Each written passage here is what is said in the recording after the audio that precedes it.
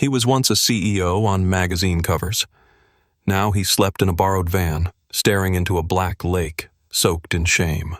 No job, no hope, no one calling him Lion anymore. But what happened next will shock even those who thought they'd seen everything. But first, let's go back to the beginning. Miles had never been afraid of a hit. On the field, he welcomed contact. It was where he felt most alive, reading the field in chaos, cutting through noise like a blade. But this was different. This wasn't a single blow. It was a slow drowning. Each day, a little colder. Each breath a little tighter. And no whistle was coming to stop it. The van wasn't his. A friend from college had loaned it until things turned around. That was 3 months ago. The friend had stopped texting back. Inside, the air reeked of fast food wrappers and unwashed clothes, the kind of stale desperation that stuck to the skin. He kept a stack of resumes in the glove compartment, folded too many times, edges curling. Most of them didn't even reach a human inbox anymore. Spam filters and automated replies became the only voices that answered him. At night, he'd stare at the ceiling of the van, counting the dents and rust patches like constellations. He used to have a penthouse with a ceiling made of glass and a view that could quiet any doubt. Now, the sky above him felt heavier than the one beneath it.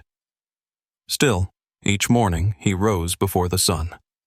Shaved in gas station bathrooms, brushed his teeth with bottled water, put on the same blazer that once closed 7-figure deals, walked into coffee shops and shared workspaces like he still belonged, like the game wasn't over. People would glance up from their screens, nod politely, then bury their faces in their devices. None of them saw the lion beneath the weariness.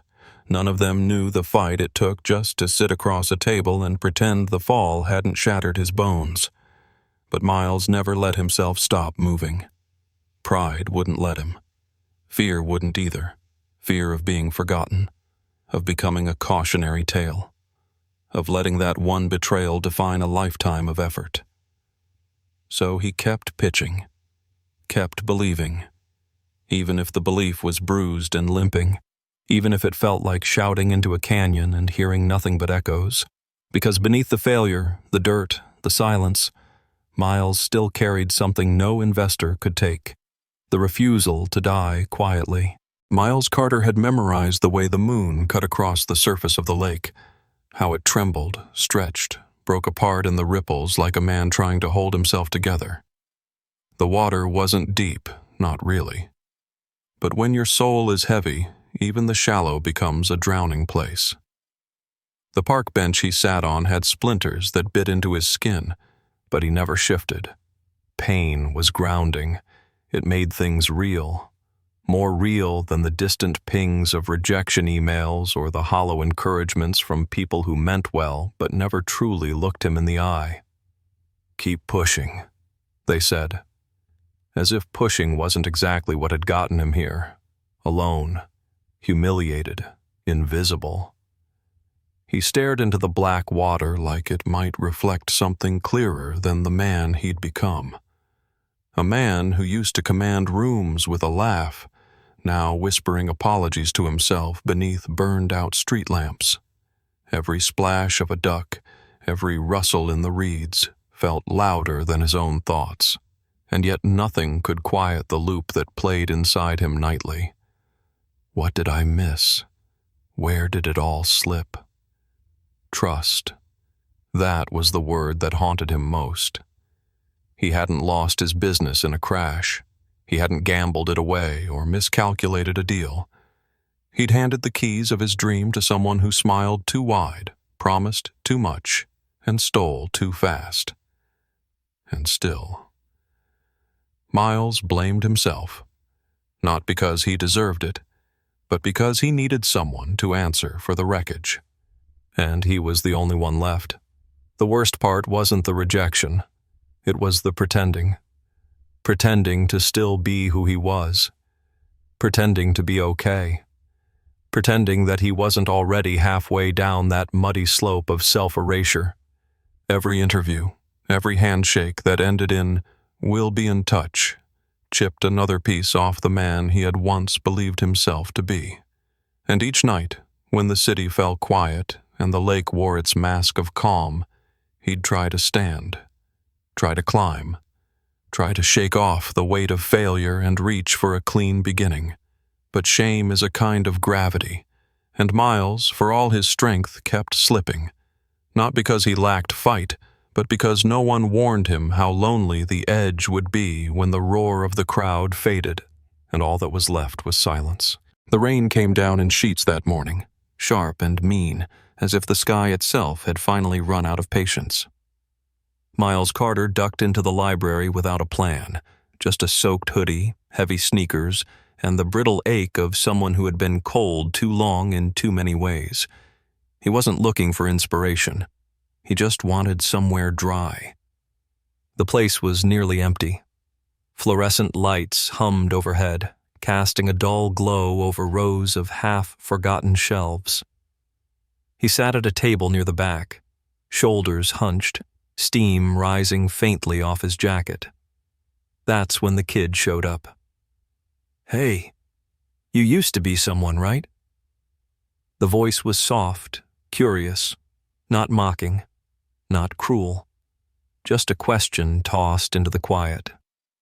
Miles turned, blinking at the teenager holding a wrinkled notebook and a hopeful grin. "I need help with this business thing. It's fake. Just for school. But you look like you'd know." He did. The words stung, used to be someone, but there was no venom in them. Only unfiltered honesty. Miles almost said no. Almost stood and walked out. But something rooted him to the seat. Maybe it was the rain. Maybe it was the memory of boardrooms and pitches and visions once big enough to scare him. Or maybe it was the sudden absurd idea that this might be what the climb back looked like. So he helped. The plan was rough. The kid's numbers didn't make sense. But Miles didn't correct him with ego. He guided, gently, with the kind of clarity that can only come from losing everything. The next day, he came back, said it was to check if the kid had updated the budget. It wasn't. He just couldn't explain why he needed to be there again. Word got around. Other students began to find him, hesitant at first, then eager. A girl building a startup pitch for a youth conference, a shy boy with a coding project and no confidence.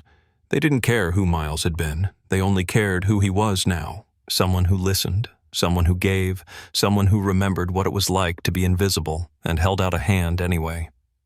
There were no headlines, no press releases, no checks with lots of zeros. Just notebooks, eye contact. Trust rebuilt one student at a time, and slowly the mud began to harden beneath his feet. Miles didn't reclaim his old roar. He didn't need to. In that quiet library, surrounded by borrowed dreams and second chances, he had found something better. A voice that lifted others. A year had passed, though time no longer felt like something Miles Carter chased.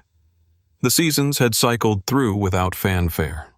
One wet jacket replaced by another, one step at a time, until one spring morning, a letter arrived on recycled paper with a city seal stamped in blue. His community program had received the grant. It wasn't millions, but it was enough. Enough to secure laptops, print materials, bus tokens, and hot meals for the teens who gathered in that unused classroom at the back of the rec center. The ones who scribbled ideas on whiteboards with dried-out markers and believed they might actually change something because someone was finally telling them they could. Word spread faster than Miles expected. A reporter showed up, young, hungry, all sharp angles and fast questions. "You used to run a startup, right? You fell. Now this?" she said, half curious, half trying to shape the narrative before he could. Miles smiled, calm. "I didn't fall," he replied. "I descended. Different direction. Same purpose." The headline the next day read, From CEO to community builder, the lion rises again. But the truth was quieter than print. There were no roaring speeches, no viral TED Talks, just Miles, still arriving early to sweep the floor before class, still staying late to talk to a kid who hadn't said a word all session but lingered by the door, still answering emails from local parents, still tweaking lesson plans long after the lights were off. The man who had once measured his worth in valuation rounds now counted it in text messages. "Thanks for believing in me. That workshop helped me get the scholarship. I got the interview." He didn't try to climb the same mountains anymore. The peak that once promised power now looked more like a ledge with no guardrails. Instead, Miles laid down foundation, brick by brick, on ground that used to bury him. He built walls again. But this time, he left room for ladders, built ramps, drew maps, because he remembered what it felt like to drown, and what it cost to pretend he wasn't sinking.